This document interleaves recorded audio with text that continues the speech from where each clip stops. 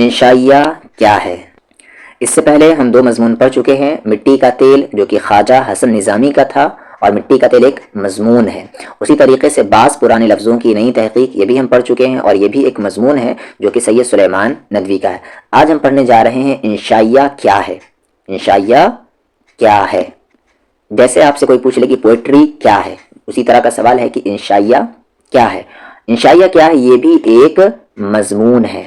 Question یہاں سے میں نے کہا ہے 3 کوشچن آتے ہیں اس طرح کے کہ انشائیہ کیا ہے، تو آپ کا جواب کیا ہوگا؟ مضمون ہے۔ دوسرا کوشچن کیا سکتا ہے؟ انشائیہ کس کا لکھا ہوا مضمون ہے؟ تو وزیر آغا، وزیر آغا کا انشائیہ لکھا ہوا مضمون ہے۔ یا اس طریقے سے وزیر آغا کا کون سا مضمون آپ کے نصاب میں شامل ہے؟ نصاب یعنی سلیبس، آپ کے نصاب میں شامل ہے، تو آپ کا جواب کیا ہوگا؟ انشائیہ کیا ہے۔ اور کوشچن دوسرا رائٹر کے بارے میں آتا ہے کہ یہ جو وزیر آغا ہیں کہاں پیدا ہوئے، کب پیدا ہوئے، کب ان کا انتقال ہوا، انہوں نے کون کون سی کتابیں لکھی۔ یا ایک لانگ میں کوشچن آ سکتا ہے کہ وزیر آغا کے بارے میں لکھیں، وزیر آغا کے انشائیہ نگار کیسے تھے، یا وزیر آغا کا تعارف پیش کرے، یعنی ان کے بارے میں لکھے، ان کا انٹروڈکشن لکھے۔ تو کوشچن یہاں سے بھی آ سکتے ہیں۔ تو اگر آپ نے اسے پڑھ لیا تو یعنی آپ کا کام ہو گیا، تو آپ اسے پڑھ لیں۔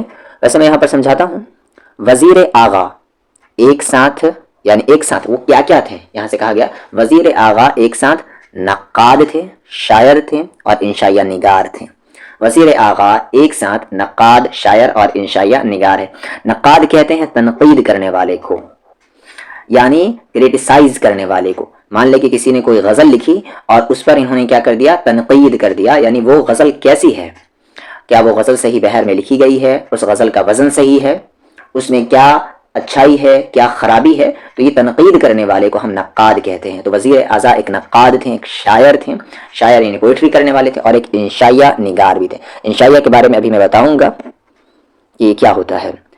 1922 میں یہ پیدا ہوئے موجودہ پاکستان کے سرگودھا کے وزیر کوٹ علاقے میں۔ تو پاکستان میں ان کی پیدائش ہوئی سرگودھا کے وزیر کوٹ علاقے میں۔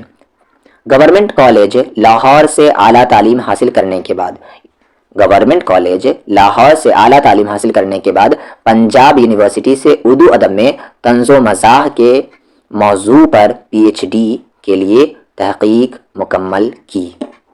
تو انہوں نے اعلیٰ تعلیم کہاں سے حاصل کی؟ گورنمنٹ کالج لاہور سے۔ اس کے بعد انہوں نے اردو ادب میں طنز و مزاح کے موضوع پر PhD کی، ٹھیک ہے، اور یہ PhD کہاں سے کی؟ پنجاب یونیورسٹی سے۔ یعنی کوشچن کیسے آ سکتا ہے کہ انہوں نے اردو ادب، سب سے پہلا تو کوشچن ہے کہ کس موضوع پر انہوں نے PhD کی تحقیق کی؟ تو اردو ادب میں طنز و مزاح پر انہوں نے PhD کی، اور کہاں سے کی؟ پنجاب یونیورسٹی سے۔ طنز و مزاح کیا ہوتا ہے اور انشائیہ کیا ہوتا ہے اب میں بتا دیتا ہوں۔ طنز کا یعنی میننگ کیا ہوگا؟ تانا، طنز یعنی تانا، مزاح یعنی مذاق سے نکلا ہے۔ تو کسی موضوع پر، کسی ٹاپک پر طنز کے ساتھ اشارے میں بات کی جائے، اور جس سے کہی جائے، یعنی جس کو کہا جا رہا ہے اس کو برا بھی نہ لگے، اسے ہم کہتے ہیں طنز و مزاح۔ یعنی کسی ٹاپک پر لکھنا اور اس طرح سے لکھنا کہ اس میں طنز ہو، اس میں سامنے والی کی برائی ہو، لیکن بات کہنے کا انداز ایسا ہو جس سے سامنے والے کو برا نہ لگے۔ اور انشائیہ کیا ہوتا ہے؟ انشائیہ جو ورڈ ہے انشاء سے نکلا ہے، اور انشاء کا معنی ہوتا ہے بات سے بات نکالنا۔ موضوع میں ہوتا ہے، اب انشائیہ کو پڑھنے سے پہلے آپ موضوع کو سمجھ لیں۔ موضوع کیا ہوتا ہے؟ کسی ٹاپک پر کچھ ایک سیکوینس سے لکھنا۔ جیسے میں آپ کو ایک ٹاپک دیتا ہوں، عید پر آپ عید پر آپ ایک مضمون لکھیں، تو آپ کیسے لکھیں گے؟ عید پر ایک مضمون، سب سے پہلے آپ لکھیں گے کہ عید ہوتا کیا ہے، پھر عید کب منایا جاتا ہے، عید کو کون سے لوگ مناتے ہیں، تو عید کے اوپر ہی بات ہوگی۔ پر انشائیہ میں کیا ہوتا ہے؟ بات سے بات نکلتی ہے، بات ندی کی ہوگی، بات نالے کی ہوگی، اور بات پہنچ جائے گی سمندر تک، یعنی بات سے بات نکلتی ہے، اس کا کوئی سر پیر نہیں ہوتا۔ ذہن کی آزاد ترنگ ابھی یہاں ہے، پھر ابھی کہاں ہے نہیں پتا، تو ذہن کی آزاد ترنگ کو ہم انشائیہ کہتے ہیں، جس کا کوئی خاص موضوع نہیں ہوتا، کوئی خاص ٹاپک نہیں ہوتا، کوئی کہانی یا قصہ نہیں ہوتا اس میں۔ جو انشائیہ ہے شروع کہیں سے ہوتا ہے اور ختم کہیں پر ہوتا ہے، شروع پٹنہ سے ہو رہا ہے اور ختم جا کر امریکہ میں ہوگا۔ اس کا کوئی باضابطہ آغاز نہیں ہوتا، ایک سیکوینس سے آغاز نہیں ہوتا جیسے کہ مضمون کا ہوتا ہے، اور باضابطہ انجام بھی نہیں ہوتا۔ بات کو سنجیدگی کے ساتھ سنجیدگی کے ساتھ بیان بھی نہیں کیا جاتا. مزاح ہوتا ہے، شگفتگی ہوتی ہے. یہ کوشچن آئے گا شگفتگی کر یہ ورڈ یاد رکھیں. مزاح ہوتا ہے، شگفتگی ہوتی ہے، کوئی خاص موضوع نہیں ہوتا. انسان کی سوچ کی طرح آزاد. تو ایک بار یہ 2 لائن ضرور یاد رکھیں کہ ذہن کی آزاد ترنگ کو ہم انشائیہ کہتے ہیں، جس کا کوئی خاص موضوع نہیں ہوتا ہے. کہانی شروع کہیں اور سے ہوتی ہے، ختم جا کر کہیں اور پر ہوتی ہے. انسان کی سوچ کی طرح بالکل انشائیہ ہوتا ہے. تو یہ انشائیہ، اگر انشائیہ کے بارے میں آئے تو یہ سب آپ لکھ سکتے ہیں. نقاد کی حیثیت سے انہیں سب سے زیادہ اعتبار حاصل ہوا. تو نقاد کی حیثیت سے یہ جانے جاتے ہیں، کریٹیسائز کرنے والے کی حیثیت سے. 1947 کے بعد ابھرنے والے اردو کے ممتاز ناقدین میں ان کی شناخت قائم ہوئی. اردو ادب میں طنز و مزاح، اردو شاعری کا مزاج، نظم جدید کی کروٹیں، تخلیقی عمل، تنقید اور مجلسی تنقید، اقبال، تصورات عقل و خرد، یہ سب ان کی کتابوں کے نام ہے. ایک موضوعی کتابیں ہیں، تو اس میں سے کم 3 یاد رکھ لیں. تنقید اور احتساب، نئے تناظر اور معنی اور تناظر اردو کے تنقیدی مضامین بہت مشہور ہوئے، اور یہ مضامین کے مشہور مجموعے ہیں، کلیکشن ہے. ان کو یاد رکھ لیں آپ. نئے تناظر اور معنی اور تناظر، یہ دونوں کتاب کو رکھ لیں. یہ کیا ہے؟ مضامین ہے، مضمون کا مجموعہ ہے. یعنی یہ ایک ایسی دونوں کتابیں ہیں جس میں بہت سارے مضمون ہیں. کن کے؟ وزیر آغا کے. وزیر آغا بالخصوص کی اسپیلنگ دیکھ لے، با الف جس میں الف سائلنٹ ہوتا ہے. بالخصوص یعنی خاص طور پر نظم نگاری کے لیے بھی پہچانے جاتے ہیں. انہوں نے غیر مردف یعنی جس میں ردیف نہ ہو، جس میں ردم نہ ہو، انہوں نے غیر مردف غزلیں کہنے کا ایک زمانے میں سلسلہ قائم کیا تھا. خود نوشت کہتے ہیں آٹو بایوگرافی کو. خود نوشت کے شعبے میں انہوں نے شاعرانہ صلاحیتوں کا استعمال کرتے ہوئے اپنی مشہور طویل نظم آدھی صدی کے بعد لکھی. اسے بھی یاد رکھ لیں، آدھی صدی کے بعد ان کا کیا ہے؟ ایک طویل نظم ہے.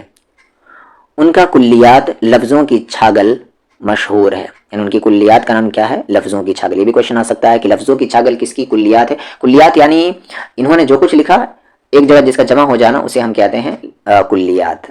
یعنی جتنی بھی غزلیں لکھی، جتنی بھی نظمیں لکھی، ان کو پھر ایک بک میں جمع کر دیا تو اسے ہم کلیات کہیں گے. کل یعنی سارا کا سارا. تو وزیر آغا کے کلیات کا نام کیا ہے؟ لفظوں کی چھاگل. وزیر آغا مشہور انشائیہ نگار بھی ہیں. اتفاق سے اردو میں انشائیہ کی صنفی حیثیت کے تعلق سے کافی مباحث سامنے آئے. ایک حلقے سے دوسرے حلقے کے اختلافات اس قدر شدید ہیں کہ قارئین کو فیصلہ کرنے میں دشواری ہوتی ہے. شاید اسی وجہ سے ظریفانہ مضامین کو انشائیہ کہنے کا ایک چلن قائم ہو گیا. ظریفانہ یعنی جس میں مسخرہ پن ہو، مذاق ہو، ویسا مضمون جس میں مذاق ہو اسے انشائیہ کہنے کا ایک چلن قائم ہو گیا. لیکن وزیر اعلیٰ نے اس موضوع کے مختلف پہلوؤں کو نظر میں رکھ کر انشائیہ کی حدود اور دائرۂ کار متعین کرنے میں کامیابی حاصل کی ہے. انہوں نے خود انشائیہ بھی لکھے ہیں. چوری سے یاری تک اور دوسرا کنارہ ان کے انشائیوں کا مجموعہ ہے. تو یہ آپ کو نام یاد رکھنا ہوگا. چوری سے یاری تک اور دوسرا کنارہ کس کے انشائیوں کا مجموعہ ہے؟ تو وزیر آغا کا. اور دوسرا میں نے کیا کہا تھا یہاں پر؟ نئے تناظر اور معنی اور تناظر ان کی کیا کہتے ہیں؟ تنقیدی مضامین کے مشہور مجموعے ہیں، اور ان کی کلیات کا نام لفظوں کی چھاگل ہے. اور انشائیہ کیا ہوتا ہے، طنز و مزاح کیا ہوتا ہے، یہ آپ کو یاد رکھنے کی ضرورت ہے. سب سے پہلے انشائیہ کیا ہے اس چیپٹر کے سبجیکٹیو کوشچن دیکھ لیتے ہیں، اس کے بعد آبجیکٹیو دیکھیں گے. وزیر آغا کے انشائیوں کے 2 مجموعے کون کون سے ہیں؟ وزیر آغا یہ جو رائٹر ہے ان کے 2 انشائیوں کے مجموعے کے نام لکھنے ہیں. مجموعہ کہتے ہیں کلیکشن، یعنی ایسی بک جس میں بہت سارے انشائیوں کو کیا کر دیا گیا ہو، جمع کر دیا گیا ہو. تو ایک نام ہے چوری سے یاری تک اور دوسرا نام ہے دوسرا کنارہ. تو آبجیکٹیو میں بھی اس طریقے سے آ سکتا ہے کہ چوری سے یاری تک کس کے انشائیوں کا مجموعہ ہے؟ تو وزیر آغا. اور ایسے 2 انشائیوں کے مجموعے کے نام لکھنے کے لیے آئے تو آپ یہ دونوں لکھ سکتے ہیں، چوری سے یاری تک اور دوسرا کنارہ. انشائیہ شعری نصف ہے یا نثری، یعنی کہ شاعری کے صنف میں آتا ہے، پوئٹری میں آتا ہے، یا پروز میں ہے. تو انشائیہ نثری صنف ہے، پروز میں آتا ہے. آگے وزیر آغا کا تعلق کن کن ادبی اصناف سے تھا؟ کن کن ادب یعنی لٹریچر. تو وزیر آغا کا تعلق طنز و ظرافت، انشائیہ، صحافت کہتے ہیں جرنلزم کو، افسانہ نگاری اور مضمون نگاری وغیرہ سے تھا. یعنی ان سب میں وہ کیا کرتے تھے؟ لکھا کرتے تھے.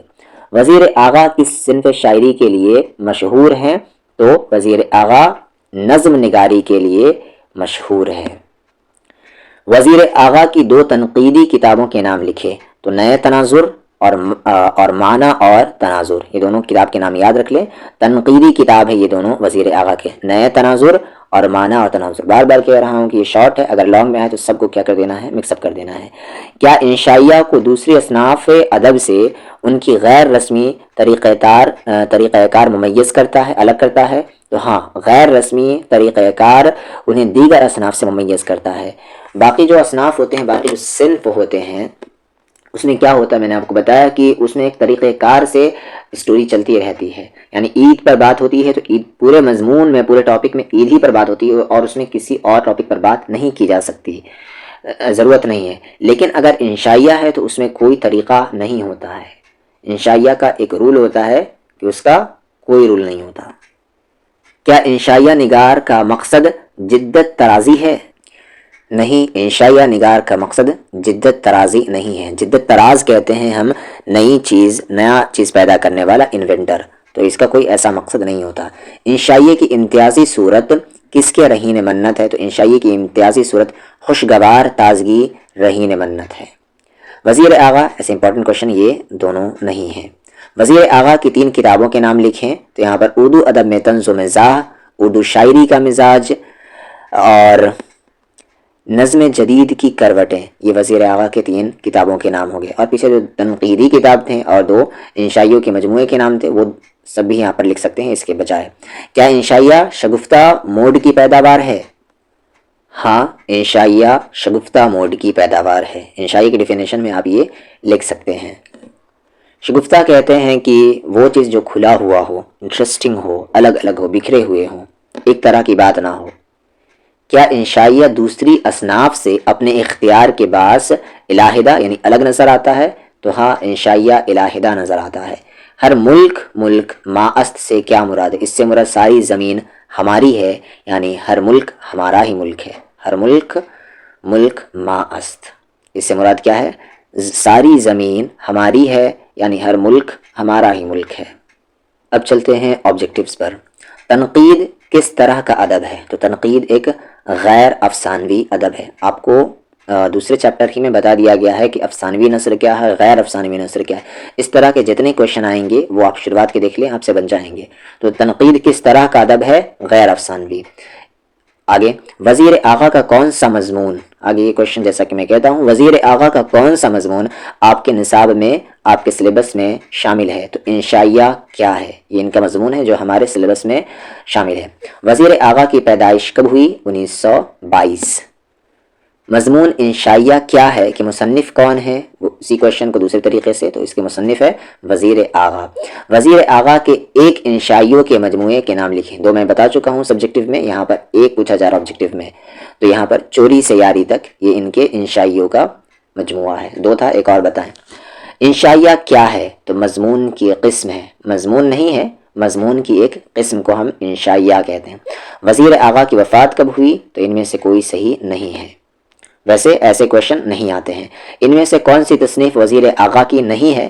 تو نقد نگاہ، یہ ان کی نہیں ہے، اور باقی یہ تینوں انہی کی ہے. تخلیقی عمل، تنقید و احتساب، نئے تناظر، یہ انہی کی تصنیف ہے. ایک ممتاز ناقد کی حیثیت سے وزیر اعلیٰ کی شناخت کب قائم ہوئی؟ تو 1947 میں ان کی ایک ممتاز ناقد کی حیثیت سے ان کو جانا جانے لگا.